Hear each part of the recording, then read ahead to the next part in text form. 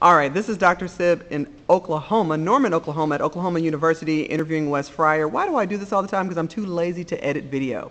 So I just literally do this on the fly. So why do I do what I do? This is why. Wes Fryer, tell us just in a nutshell, when it comes to storytelling, how do these social media tools change what we do?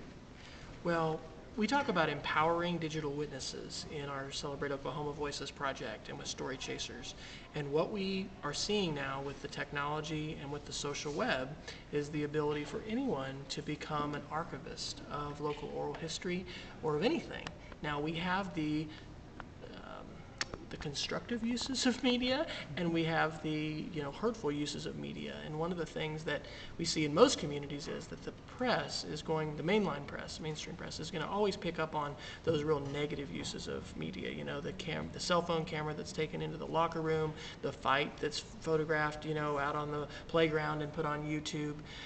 One of the things we believe strongly in our program is that we need to be helping students learn to make good choices, equipping and empowering them to learn about digital citizenship and to learn how to use their media tools constructively. I mean, in your hands right now, these flip cameras are incredible. The fact that you can record that video, put it on the web. I coined a term a while back called publish at will. We can publish at will now.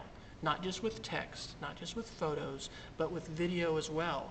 So in a world where you can publish at will, what are the responsibilities that go with the access to those kinds of tools? Our cell phones with convergence are becoming like these flip video cameras. We really need to talk about appropriate use and choices. My favorite analogy is swimming.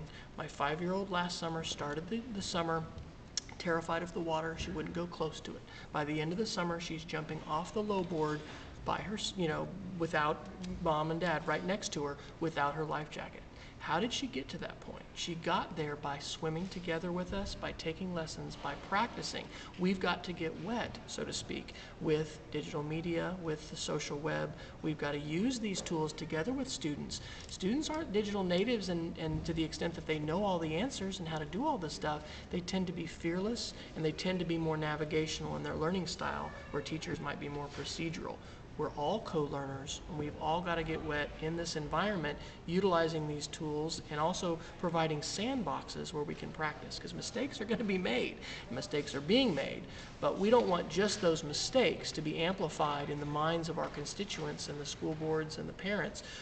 Like we're talking about with oral history, we want these real positive examples to be amplified so that folks have that kind of cognitive dissonance. Wait a minute, I thought that technology was just real evil and bad. You mean that we got the story of Uncle Joe who landed on the beach at Normandy, and we've now shared it with the world, and we can now send it to anyone? Yes, we can, and more. So it's an exciting day, and it's an important day for leaders and for, I think, catalysts of change, and for us to catalyze that kind of change in our local community.